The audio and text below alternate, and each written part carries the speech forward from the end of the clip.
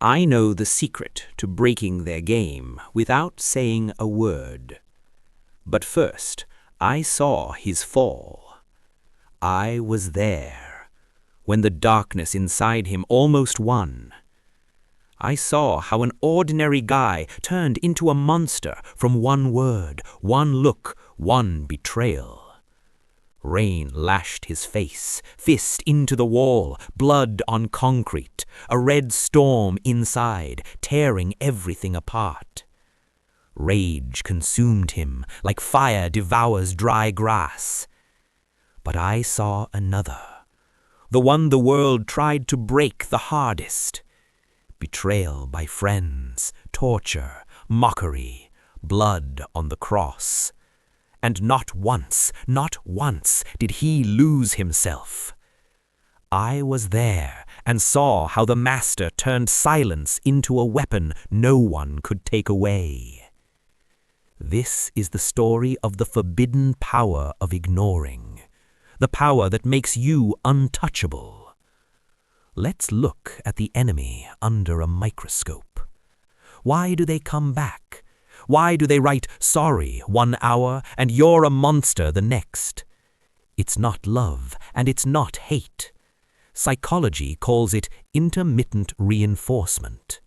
They're like gamblers at a broken slot machine. Your reply is the win. Even if you tell them to fuck off, the machine paid out. They got a reaction. As long as you reply, you're part of their addiction. I was there in Herod's palace. The king craved a show. He wanted miracles, arguments, pleas. He wanted to press the button and get a reaction. The text says, he questioned him at some length, but he made him no answer. Jesus didn't just stay silent. He unplugged the machine.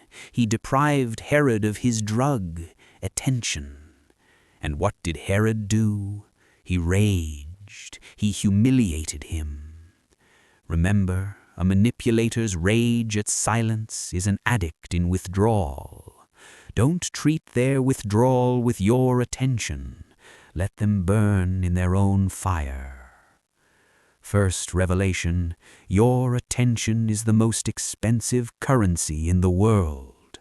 Stop spending it on those who are bankrupt. Cut the wire and watch their light go out. What happens to a person's psyche when they're totally ignored? The Zeigarnik effect kicks in. Our brain hates unfinished actions. If you argue and walk away, the gestalt is closed, the script is played. But if you stay silent, the manipulator's brain enters an infinite error loop. Why is he silent? Does he know something? Did I say something wrong? Am I nothing to him? Remember Pilate, Roman governor, legions at his command, power of life and death. But watch who is really nervous. Pilate paces back and forth. He asks, he threatens, "Do you not answer me?"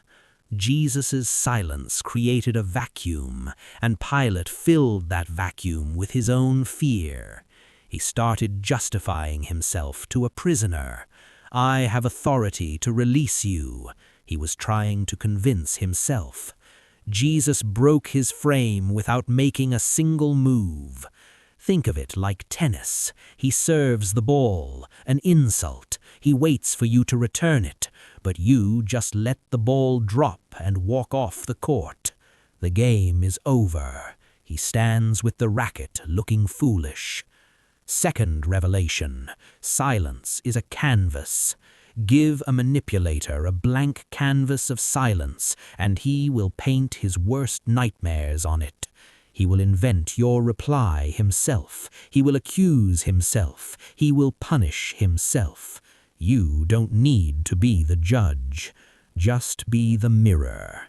And in that mirror, they will see only their own madness. Most people don't know how to ignore. They do offended silence. They sulk. They slam doors dramatically. That's weakness. That's still a reaction, just mute. The manipulator sees your hurt and rejoices. He got you. True biblical ignoring is different. It's holy indifference. You stop being a sponge that soaks up their poison. You become the gray rock, boring, cold, impenetrable. An insult flies at you and just falls to the floor. No sound, no pain, no cracks. You look at them not with anger, but like a doctor looks at a raging patient. Even in the moment of death, the crowd screamed, "Come down from the cross! Save yourself!" That was the last manipulation attempt. Prove it to us. He could have replied. He could have cursed. But he chose to speak to the Father, not to them. He switched channels. He left them below in their own filth and rose to where they couldn't reach. This is the highest form of power, to deny the enemy the right to exist in your mental world. You don't ignore them to punish. You ignore them because they stopped being real. For you, they became shadows, background noise. Your mission is more important than their drama. Your world is more important than their war. I was there on the cross. Blood dripped to the ground. The crowd screamed, demanding more. He could have spoken one word, and 12 legions of angels would have erased everything. More than 70,000 warriors ready, swords, light, heavenly storm. But he was silent, eyes calm, like before dawn. Not from weakness. The mission was greater than revenge. Fourth revelation, your response is who you become. Every calm reply, you build yourself. The world watches, the future watches. The Master showed true power is choosing peace when everyone expects fire. I was there and saw everything. The Master felt rage like every one of us, but he didn't let it control him. He chose it, directed it, made it his servant. This power is still here, in you. When darkness rises next time, remember, you can remain the Master. I was there, and I know you can too. What event made you lose control last time? Write in the comments. We'll break it down together.